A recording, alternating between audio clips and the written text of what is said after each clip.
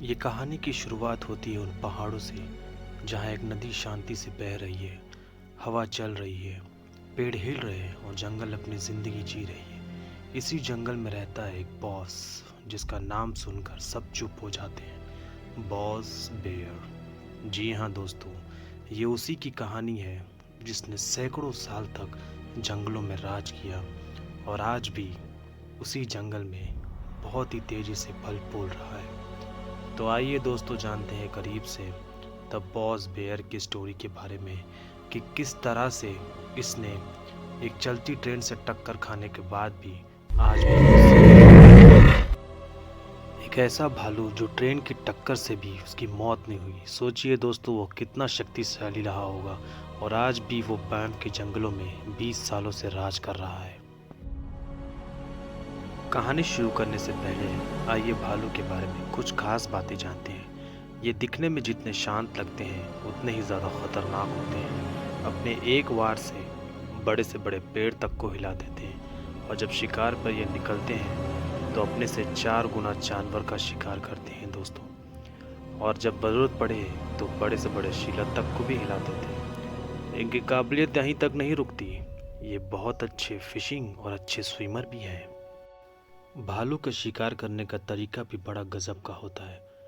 पानी में एक हल्की सी हरकत और बिना गलती किए ये सीधा मछली पर झपट्टा मार देते हैं। इनका टाइमिंग इतना सही होता है कि शिकार इनके जबड़ों से बच नहीं पाता।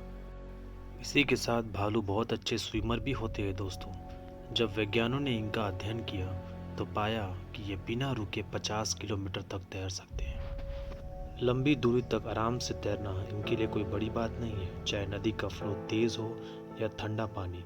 और इनकी रफ्तार का भी जवाब नहीं दोस्तों, ये लगभग 50 से 40 किलोमीटर की रफ्तार से दौड़ सकते हैं और उसी रफ्तार से शिकार को दबोचना इन्हें बाकी जानवरों से काफ़ी अलग बनाती है। वैसे भालू अमेरिका के कई राज्यों में पाए जाते हैं, मगर इनकी सबसे ज़्यादा आबादी Alaska, California, Marnie, Idaho, Oregon और वाशिंगटन ये ऐसे इलाके हैं जहां बाकी राज्य के मुकाबले इनकी तादाद सबसे ज़्यादा होती है।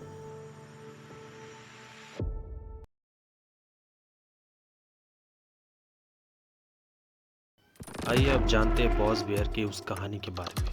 उस समय बॉस रेलवे ट्रैक के नज़दीकी कुछ खाना खा रहा था। वो अक्सर वहाँ पे आया करता था, जो उसके लिए वो आम बात थी क्योंकि उसके लिए वो काफ़ी आसान खुराक था।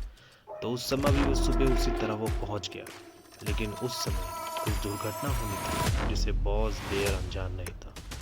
तो वो खाने में इतना उस वक्त मगन हो गया कि वो अपनी चलती ट्रेन को नज़दीक आते हुए देखकर उसे समझ ही नहीं पाया।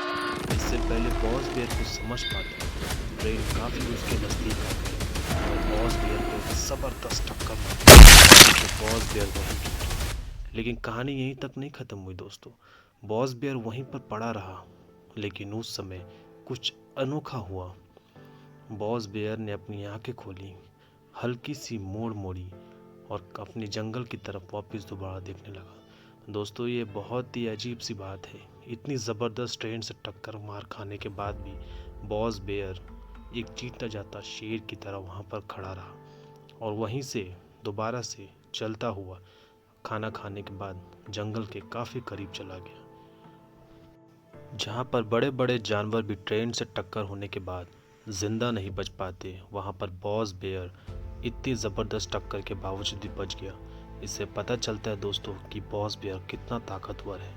और तो और जिस इलाके वो में रहता है आज तक कोई दूसरा भालू उसे हरा नहीं पाया और उस इलाके में 98% बच्चे उसी के हैं। इससे पता चलता है कि 20 सालों से भी ज़्यादा बॉस बेयर किस तरह से वहाँ पर राज कर रहा है। कभी कभी ज़िंदगी हमें सबसे बड़ी तकलीफ से ही सबसे बड़ी ताकत देती है। जैसे कि बॉस बेयर को ट्रेन ने टक्कर मारा पर हौसला नहीं टूटा, जंगल ने उसे नहीं बदला, उसने जंगल को बदल दिया।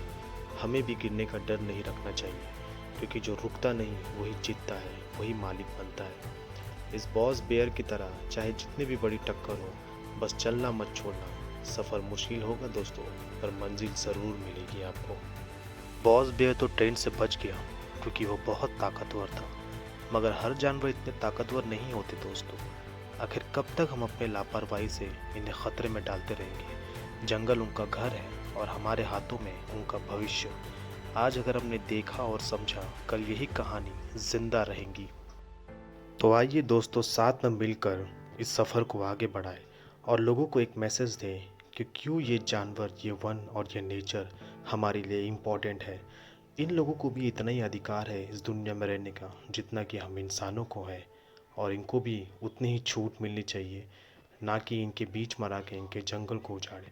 तो आइए जंगल को बचाएं जैसे बॉस बेयर बचा।